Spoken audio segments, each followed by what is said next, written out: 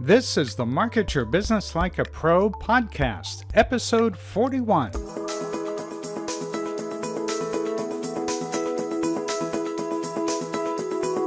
Welcome to the Market Your Business Like a Pro podcast with Ken Countess. Ken is an internationally recognized marketing expert. This podcast will give you tips on how to market your business more effectively than ever before to help you make more money, whether you're just starting out or have been in business for years. And now, here's Ken Countess.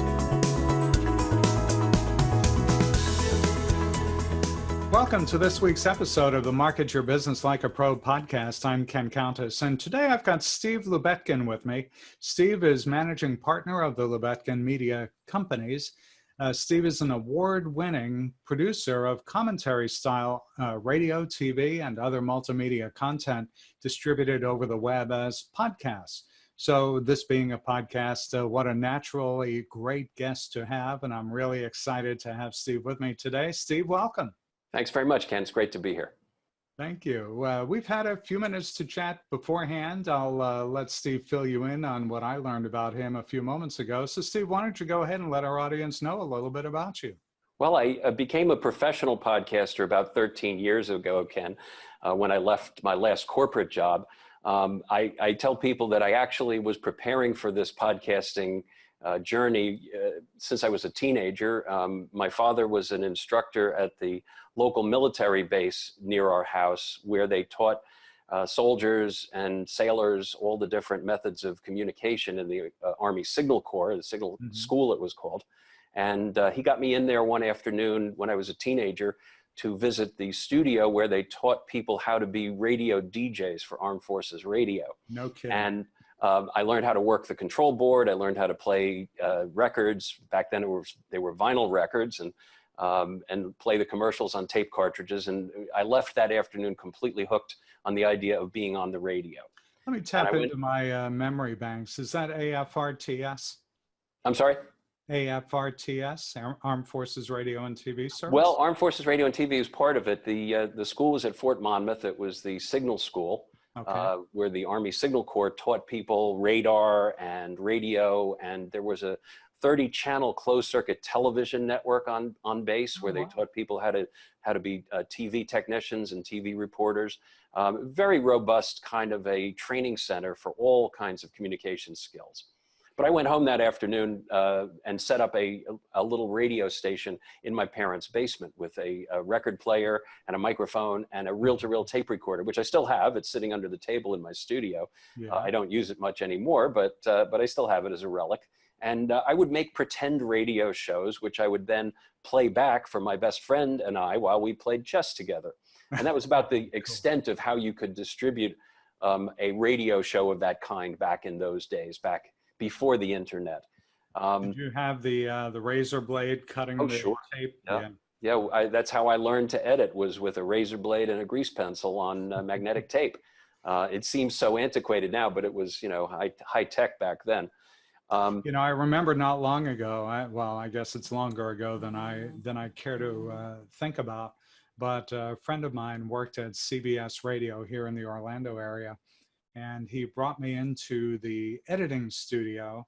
This had to be maybe 2008, 2009, and it blew me away to see the changes. And yeah, they still had the reel-to-reel tape, but most of what they did was digital. It's a whole new world. Oh yeah, it's become so much easier to shoot and produce and edit. And that's a good thing for folks like me, because we need to be able to work smarter and leaner in order to deliver this kind of project for corporate clients. Yeah, so let's chat a little bit about how you got into what you're doing today. Sure. I was a corporate communications executive for about 30 years. After working in print and broadcast journalism, I realized that I could be on the radio doing the news, or I could buy groceries.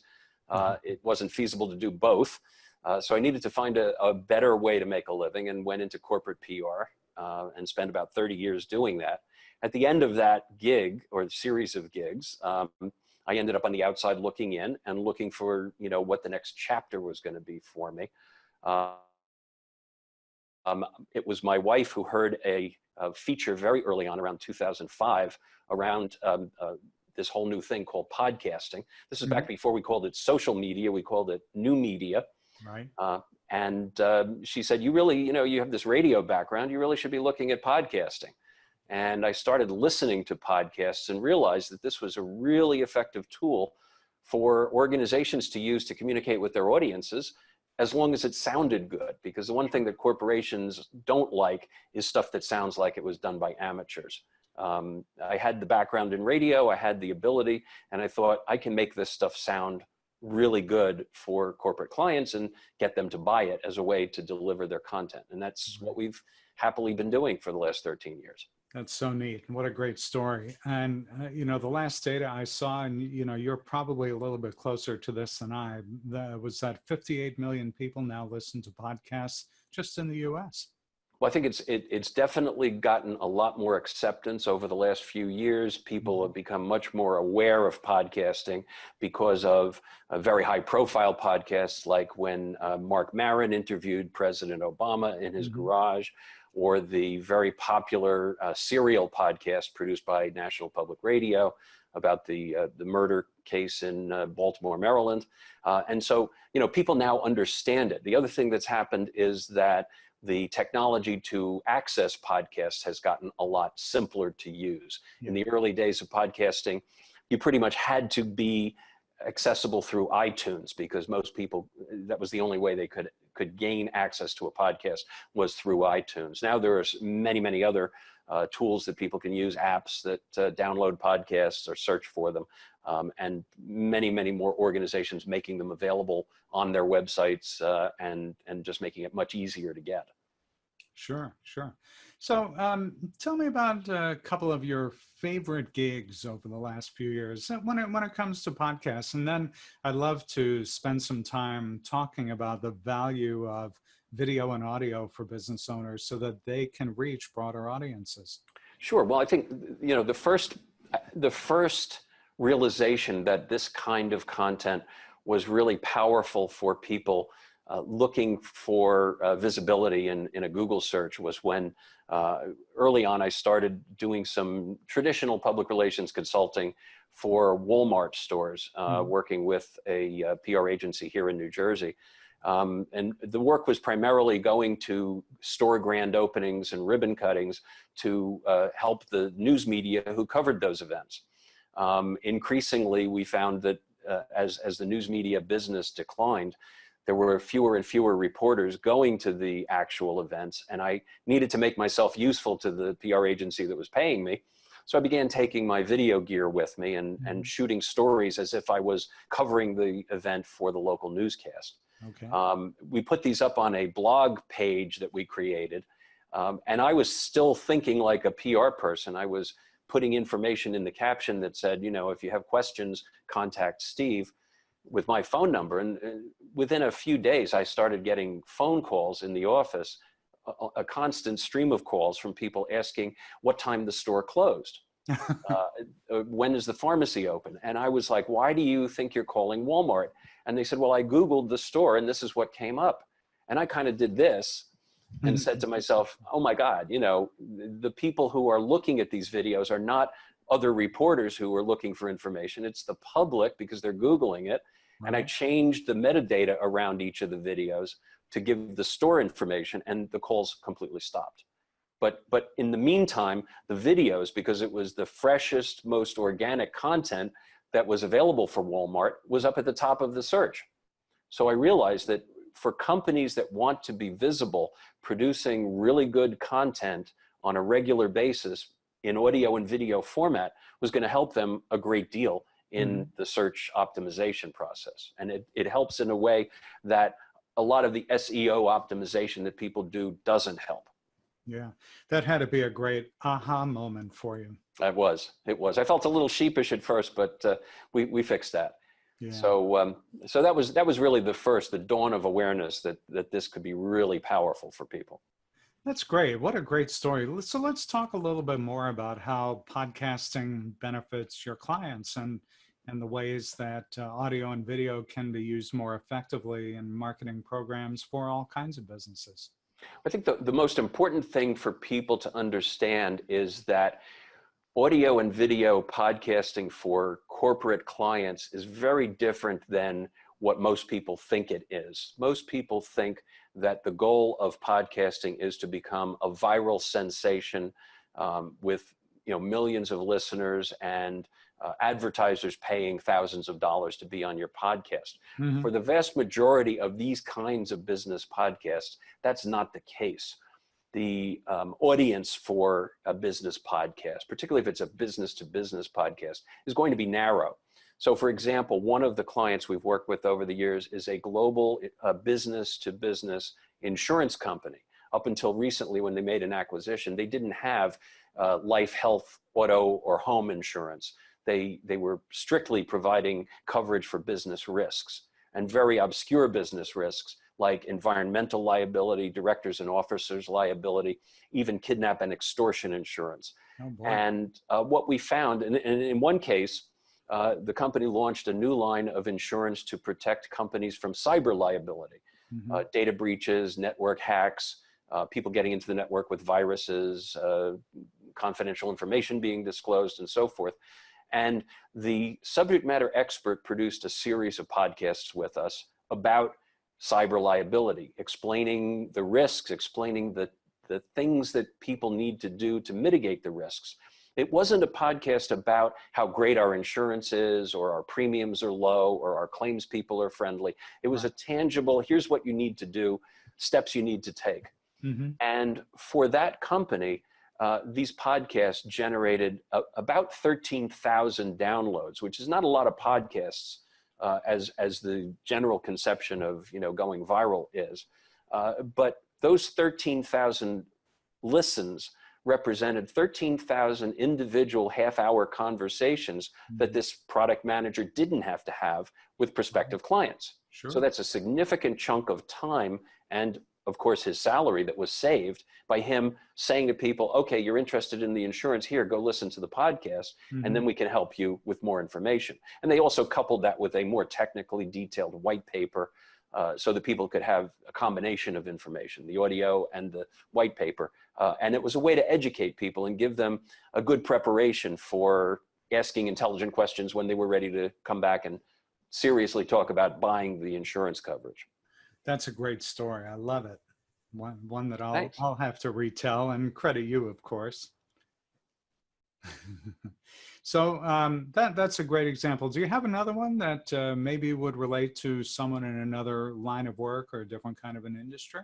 Yeah, one of the things that I think video in particular is extremely powerful for is telling very human stories. When you see the emotion on people's faces, when you hear a heartrending story, people can really identify with the person who's telling the story. Mm-hmm. So about a year ago, we were approached by a PR firm that was working with a nonprofit foundation called FamiliesFightingFlu.org. This is an organization that was started by a woman whose 5-year-old son died of the flu because he did not get a flu vaccine. Mm-hmm. And she started the nonprofit to promote the importance of getting flu vaccines for young children as well as for parents and grandparents. And they brought us in to interview 2 families who had been touched by the flu. One family had a daughter who's now 10, who when she was 5 nearly died, was in a medically induced coma for about a week because of catching the flu. And she survived. The other family was the mother of a 32-year-old woman who got the flu. She herself was a mother of 2 young children.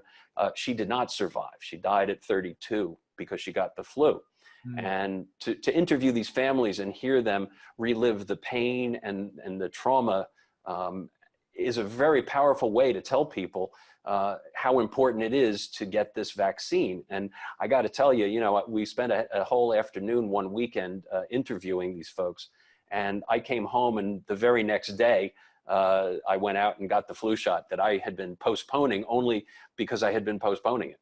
Yeah, yeah. Not because I didn't want to get it, but because I just hadn't done it. But scared the living daylights out of me, and I went and got the flu shot. So I think that's a really powerful aspect of this. Yeah, I think you're so right. And it every time I listen to a podcast, one that I have subscribed to, there's always a takeaway. There's always something that you learn from it. One of the great things I love about podcasting is that if you find some nugget of information on a podcast, you can always go back and replay it, right? There's always this replay aspect that you don't get on live radio or live TV. Well, that's the absolute beauty of it for me, is that podcasts basically live forever. Yeah. As long as the producer of the podcast leaves them live on the web somewhere, you can access them whenever you need to. And I've gone back to podcasts that I've produced or podcasts that other folks have produced. I do a couple of podcasts that are not for clients, that are for what I call the house account, if you will, just for the love of podcasting. Mm-hmm. And one of them is a podcast about books and authors. And I had the good fortune to interview a fellow by the name of Jim Marshall, who was one of the leading photographers of rock and roll music over the last 40 or 50 years. Jim had just produced a coffee table book about some of his, that included some of his most famous photographs. He's the only photographer who had made a portrait of Janis Joplin and Grace Slick together. Oh, wow. He was the photographer who shot the famous picture of Johnny Cash at Folsom Prison just before he went on stage, giving the photographer the finger while holding up his guitar. So, he'd done a lot of work from the late 50s on into the 70s. And we had this wonderful conversation. And sadly, 3 months after we had the conversation, Jim went to sleep and didn't wake up. And so being able to go back to what is essentially his last major audio interview and to hear him tell the story of his career is just, it's really priceless to have that. And I'm sure inspiring too. Absolutely. Yeah. So let's spend a moment, if you don't mind, talking about podcasting for businesses. I'm in front of thousands of people every year talking about different ways to market their business, and podcasting comes up from time to time. And generally, we'll get, if we're live and I'm face to face with someone in a group, let's say, and we start to talk about video, shooting video live or recording a podcast, it's like the deer in the headlights reaction. Sure. Right? So what I'd like to ask you now and see, how you can help some of our listeners to kind of get overcome that fear of being recorded and having something that people, their audience, their prospects, their customers can listen to or watch again and again to help them get the word out. I think that example you gave about the insurance company is like that. To me, that was that was a great story. Do you have any words of wisdom for the person who says, this sounds pretty interesting, but I've got stage fright or whatever it might be? Well, sure. I think, and actually the insurance story comes back into play in this context, because the fellow who we recorded with, the product manager for that cyber liability, was one of those people. He was very nervous coming into the recording sessions. And once he realized that in a recorded podcast, you have essentially an infinite opportunity to redo if you're not happy with the way you said something. Because we can edit digitally, and we should. There are some people who think that you should just push record and whatever you get is what you get. My background in radio production and news production told me that's not the case. You need to sometimes restructure the sequence of the way someone tells a story so that it's in a logical progression rather than jumping around, which people do when they are talking naturally. So once he realized that he could do things over and repeat them, and that it was just a conversation between two of us, he relaxed. And that's what we try to do with the clients. Once they come in, and frankly, even the difference between audio and video, when people come into a podcast session, sometimes they think that it's going to be a video, and they come in very apprehensive. And when they see that it's just audio, they relax a little bit immediately, because video has a whole different set of things. You're sitting in front of bright lights, there's cameras, there's people. It's unnerving to a lot of people because they don't do it all the time. And audio is the same way. People are not used to the sound of their recorded voice. So when they hear the playback, they're like, oh, it sounds so strange. But once they get over those kinds of things and relax and start talking, they're passionate about their subject matter, even if it's, you know, something that's just a business topic. It's what they do for a living. It's their life, and they want to tell people about it. So I think the best advice I can give to, you know, business owners and others would be to think about what Don Hewitt said to the reporters at 60 Minutes, and it's just 4 words: tell me a story. Right. And to the extent that a podcast interview guest can tell you a story and put it in terms that other people can visualize, they're going to be just fine. They just need to get a little practice at it and relax and take a breath. And they'll find that it's a really effective way to get their story out for people who are not willing to read a long white paper or a story on a website. And it's portable. People can take it with them. And that's probably most of us these days anyway. No, you know, who among us really loves to read those really long blog entries and so on. I love that you brought up Don Hewitt and the tell me a story thing. The other element of it is that for someone who is doing this for the first or second or third time, it still isn't natural at that second or third time. And what I try to coach people with, and this is probably true for most kinds of marketing. The first time you do it, it's not going to be perfect. But perfect, you know, is the enemy of good. If it's good enough, go with it. You'll get better the more you do it. And, you know, certainly someone who has spent a long time in professional broadcasting may say, well, it's got to be perfect first time around. Of course, we all want it to be as perfect as possible. But I can assure our listeners that if they were to go back to the first episode of this podcast, which this is being recorded in early July of 2018, episodes 1, 2, and 3 probably don't sound much like episodes 35, 6, and 7. Hopefully we've gotten a little bit better over time. But the point is that every time you tell a story, you get a little bit better at it. You're able to communicate more effectively. And so keep doing it. Just, you know, don't give up. Just keep doing it, and you'll get better over time. And you'll refine your messaging. You'll be able to talk about your unique selling proposition. You'll be able to position your business more effectively. And all of that's good. No, I think you're absolutely right. And I think that, you know, all of us are learning every time we do this. And every time I recorded a video and every time I record a podcast, I always learn something new, or a client will, you know, push me to use my skills in a different way. I just recorded a series of podcasts where one of the folks wanted things restructured and basically took the transcript and rearranged, you know, words and comments of the person who was recorded. And it was a challenge for my editing skills to make it sound as natural as we could make it sound. I think we did a real good job of it. They were happy with it. You know, but every time you go out and do one of these, it's going to be something that you learn from. Sure. Nothing wrong with stretching, right? It's like exercise. Exactly. Which, anyway, this is all great, Steve. And what I'd like to ask you in closing is, as people think about venturing into this new world of podcasting, what are the kinds of things that they should look out for? I think you want to do podcasts with someone who has some professional skill in producing them.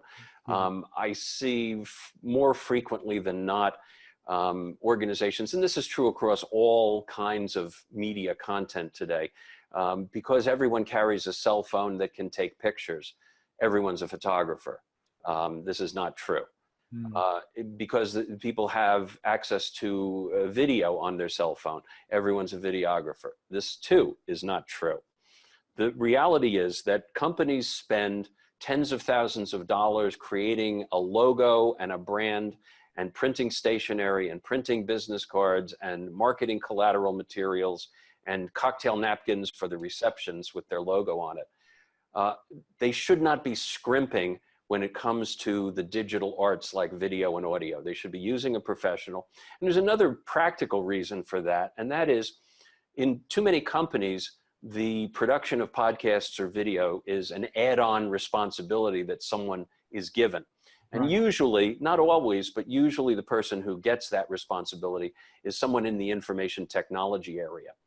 Because they're the ones who raise their hands. They want to learn a new technology. They want to play with cool gadgets and tools. So they'll say, I'll do it. And the problem with that is that they'll go out and shoot the video. The company will spend a lot of money buying them equipment. They'll go out and shoot video. They'll shoot interviews. They'll shoot B-roll at a factory or a manufacturing plant. And they'll come back to their desk, and then they plug the camera in to copy it over to the computer for editing. And someone taps them on the shoulder and says, hey, go upstairs to the 11th floor. The vice president needs a new mouse, or so-and-so needs Windows 10 on his laptop. And the video gets short shrift. It goes in the drawer, and they may not get back to it for 2 weeks or 3 weeks. And by the time they get back to it, some of the people they interviewed might not work for the company anymore. That literally has happened. And so the idea that it can be an add-on to someone who has other important responsibilities is probably, destined for failure. It's best, and most companies, the converse of that, for most companies, they're not in a position to have a dedicated person on staff who's the podcaster or the videographer. And so bringing in an outside consultant, and this is a little bit selfish, but bringing in an outside consultant gives you a turnkey solution. It gives you a way to know that your podcast or your video project is going to get completed in a timely fashion. And it's going to be completed with professional skill and with the high quality production values that the project deserves. Sure. And so this is a perfect lead into your shameless promo or plug. I want to emphasize that it's great and best to hire a pro. And with today's digital technology, I mean, today, for example, you're sitting in New Jersey, I'm sitting in Florida. We're able to have a professional looking and sounding podcast developed, and we don't need to be side by side. So your potential clients don't need to be sitting in your studio in New Jersey necessarily. You'll be able to produce something for them remotely as well. That's absolutely true. I have a client who comes in the studio where I'm sitting right now to record podcast interviews, which we produce over the internet using a service similar to what we're using today. And when you listen to the podcast, you would think that we're sitting in the same studio. Right. So with that, Steve Lubetkin has been my guest this time around. Steve is managing partner of the Lubetkin Media Companies. Steve, why don't you let people know how to reach out to you? Sure. The easiest way is to visit the website. The website can be found at beingthemedia.com, and that'll take you right to our main website. And we also have a book, which I will hold up. It's called The Business of Podcasting, How to Take Your Podcasting Passion from the Personal to the Professional. We have a website for that, which is thebusinessofpodcasting.com. That is a book co-authored with Donna Papacosta, who is a professional podcaster like me out of Toronto, Canada. And you can always reach me by writing to steve@beingthemedia.com. Excellent. Steve, thanks so much for being with me. I look forward to the next time we chat. I appreciate it, Ken. Thanks a lot. All right. Bye for now. And that was Steve Lubetkin. Steve's book with pioneering Toronto podcaster Donna Papacosta is The Business of Podcasting, How to Take Your Podcasting Passion from the Personal to the Professional. It's now available in either paperback or as an ebook. So thanks very much for joining me this time around, and make sure you come back and see us again soon. And don't forget to check out our brand new Email Marketing Online Academy. It's www.marketyourbusiness.co/email-academy. That's where you'll find out more. Check out all of our episodes of the Market Your Business Like a Pro podcast. It's on our website, marketyourbusiness.co. Look for the podcast tab, and there you'll find all previous episodes. And while you're on our website, don't forget to check out all the other resources and sign up for our weekly newsletter too.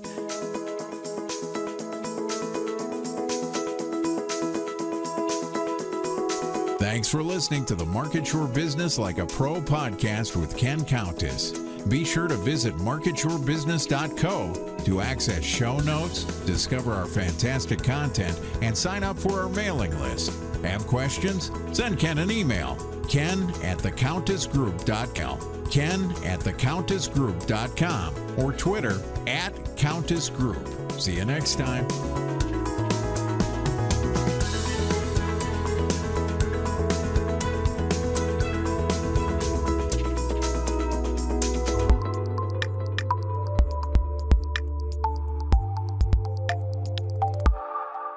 If you need help with this or anything else related to marketing your business, reach out to us.